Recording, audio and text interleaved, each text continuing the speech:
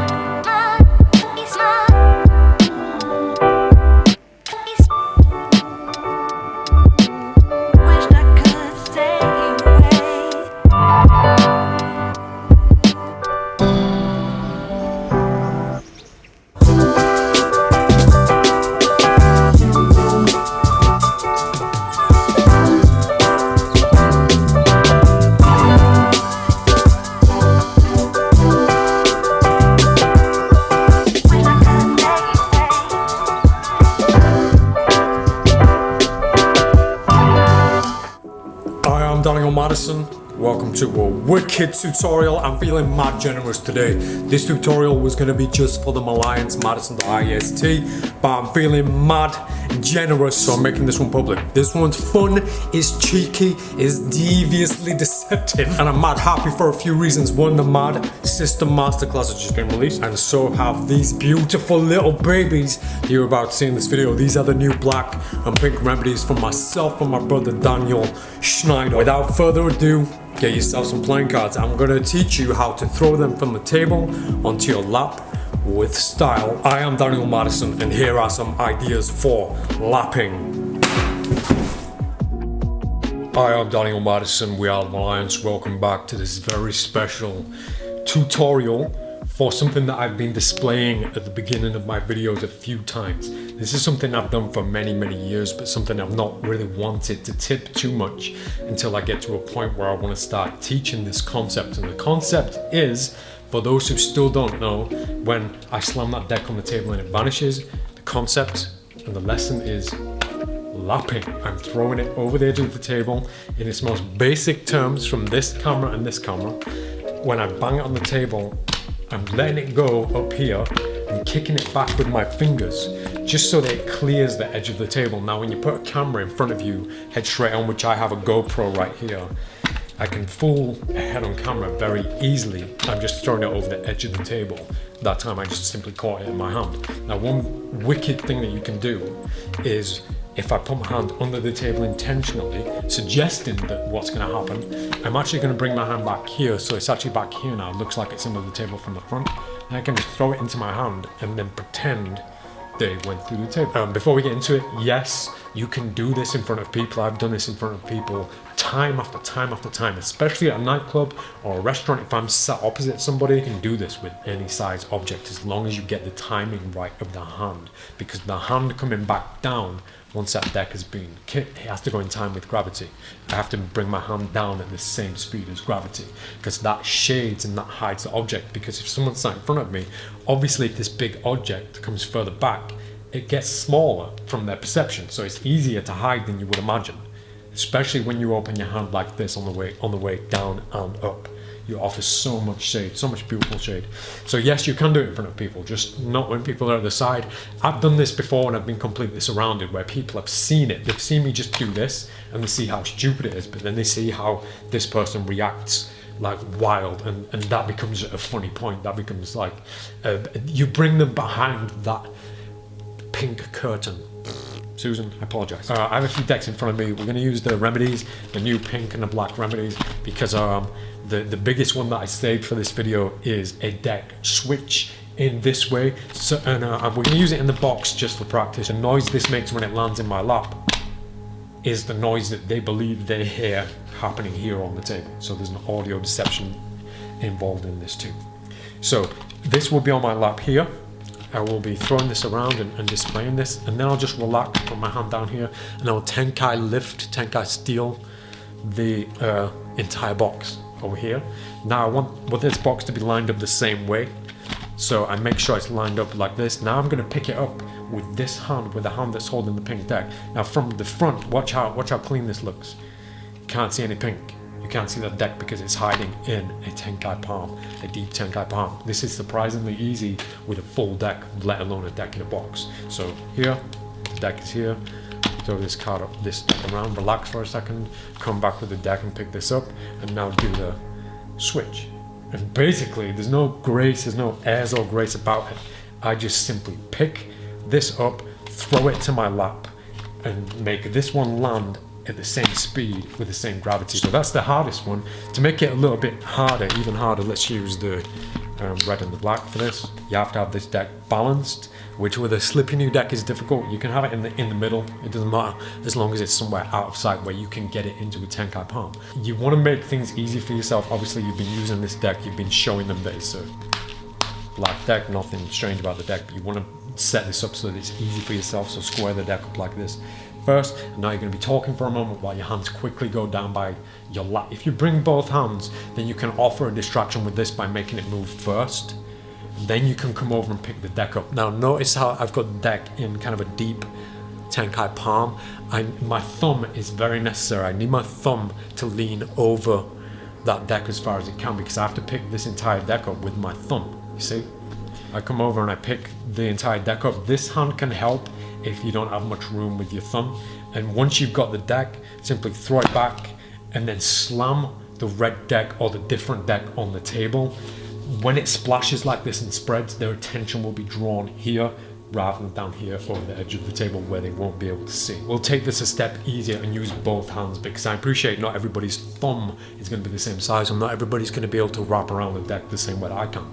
So use two hands, right? So start with this hand coming forward to get the deck, then this hand follows at the back edge. Now you're going to lift it up with your opposite hand. So the deck's here, but I'm using this hand to lift it up. Now I'm going to put it in my hand as if I'm holding it with this hand, but I'm not. I'm just holding it with this hand. And when I go up, I'm going to tilt. First of all, I'm going to tilt it away so that they can't really see the top of the deck, and I'm going to shoot it back with finger one onto my lap, so like this. And as I do that, I'm going to bring this deck into my hand, replacing this deck, so it looks like this. So we'll put the deck here, and then we have a black deck switched for a red deck, and it looks like I just shook the deck. The black deck landed fairly perfect. Let's look at the easier version. So we're going to make the deck vanish and leave nothing behind but the 4 aces. So I've got the 4 aces. They can be controlled, so you can cop them. Gamblers cop them as the participant is shuffling. When they give you the deck back, just load that cop under the bottom, and then you can just cut them to the top where you need them. False shuffles, whatever you do to control those 4 aces to the top, that's up to you. The shuffles are quite important. Spreading the deck's quite important because you want them to see that yes, there is in fact a full deck in use the whole time, right up until the very end, where you're just going to pull up, you're going to thumb count up 4 cards, and basically as simple as that. The break is the most important part. When I grip the deck here now at the break, I have more grip on those 4 aces than the rest of the deck, making the deck easier to let go. So if I just let go of the deck, loosen my grip a little bit, the deck falls out and the aces remain. Once I'm in that position, I can do it both either in my hands or on the table. So let's start with the table. I like to do this right before the final moment to prove that there's a full deck there. Just riffle down and then slam. So actually I did the in the hands version instead of the deck, but still you get the point. So at this point we'll do the table version first. So I have a break held at the back. I'm going to riffle here and then apparently slam the deck on the surface. Now even if there's a discrepancy, I know this camera picked up a discrepancy that my hand moved far down faster than the deck fell. but that just draws their eyes downwards, and their eyes are drawn down to this, what's left on the table. Now you can spread straight away to show 4 aces, turn them face up for your revelation. Obviously you can do this with a signed playing card. With 1 playing card is much easier than 4 and with 2. So just do this with 1, you've got 1 card on top, the control card. Bang the deck on the table a few times, 1, 2, 3, and then we are left with the ace of diamonds on the table. Now those cards all fell to the floor, and I'm kind of glad it did that, because the microphone would have picked that up and you will have seen that that is a bad situation because you heard that noise. This is why it's imperative to work on your target practice when you're throwing that deck back. So let's atone for that and do it right. So riffle, bang, bang, bang. Now one thing before I get ahead of myself, you will notice that I'm aiming, every time I do this, I'm aiming for the center of this close-up map. So draw a line here, draw a line here. The X marks the spot of the center. If you do it too close to the edge, you're kind of giving away what's going on. You're making it too obvious. If you do it too close to the other end, you've got to throw the deck much further back. I've become so comfortable with this distance from here to here, which is about 20 centimeters, 25 centimeters. So I know what strength I need to get it over the edge. It's become muscle memory. It's become second nature to know exactly how far back I need to throw that deck for it to land in a perfect position on my lap. Now doing this as a complete deck vanish, I would never lean towards this as my choice of deck vanish, because if you just do a full vanish, I think it's easy for somebody to backtrack and figure out what happened. The beauty of this is in leaving something behind or doing a switch, because their eyes are drawn to this rather than anything else. If there's nothing to be drawn to, they're going to be drawn to the method. Now let's look at this as a color change. I'm holding a double. So I have a 9 of clubs and a king of diamonds. I want a tiny break at the back so that I can show the card here. I'm going to hit it on the table once, twice, and then turn it face up, and it's switched. It's changed to a different playing card. If you do a trick, let's say where you've had 2 cards selected, let's use the red kings. We're going to control them, Susan Sausage, to the bottom of the deck. So we have 2 kings here. I've controlled them into a break. So I've got a break between those cards, transfer the break over into this hand, and feed them into the box whilst the bottom 2 cards go on the outside. So I'm feeding those 2 red kings to the bottom of the deck. Here they are, appearing to put them on the inside. So we're going to handle this very carefully as we close the box. Apparently all the cards inside. I've turned it around like this so the kings are facing me intentionally. I need a break between the bottom ones. Now I take the box like this so my participant head on can see this. Bang once. If I flatten it like this, you can see the card. So I bang it just on the edge here so that I don't do this. So 1, 2, 3, and then I'm left with no deck, no box, but just the 2 selected playing cards. So I have spades, hearts, clubs, diamonds, my typical setup, one of my typical setups. Let's say they name the spade. I'm just going to control the spades so that I get all the spades to the top in a way that I can hold a break. So I now have all the spades here. Ready? I hold a break between them. So it's spades, just spades. 1, 2, 3. Now I spread and I say, look, some of the cards vanished, leaving behind nothing but the space. Obviously you can tie this into a trick where their selected playing card is between these cards. Now let's use some objects. So I've got my phone, I've got my wallet, and I've got the deck of playing cards.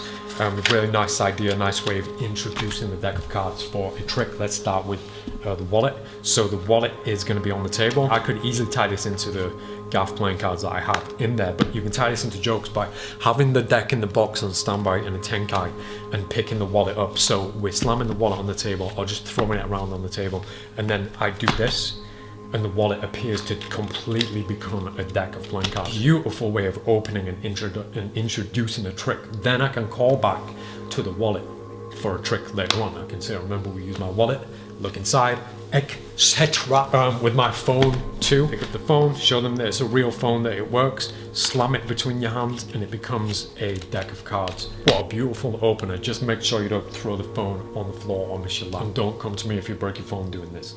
You made that decision. Now we're going to end this with a wicked suggestion that ties itself into a few other tutorials and a few recent projects. So the King of Diamonds is selected and the King of Diamonds is returned to the deck and the deck is shuffled. Now while they're shuffling the deck, I'm going to have a cigarette. Now this is tied in. I'm not going to teach this full thing at the moment, but I have a cigarette. They give me the deck back and I say, anybody got a light? Has somebody got a light, please? And they say, no, hold on, I have one. Watch. And then left on the table is a box of matches that didn't make any noise. So I shake it. Oh wait, there are no matches in here. In fact, there's something strange in here actually. Then you open it, or you allow them to open it and look inside, where they find their very selected King of Diamonds. There's a tutorial that I've just made called the Matchbox. Look at that. Pay attention to that before you do anything like this. And also this ties in to the cigarette from the Gaff project. This would be the second person's sign playing out. There's so much more to it than that. I just wanted to end on that suggestion, showing you that anything that can hide in your hand, anything that fit in your hand, you can switch at the table with this method. I'm Daniel Madison, and that was the Savant deck Vanish.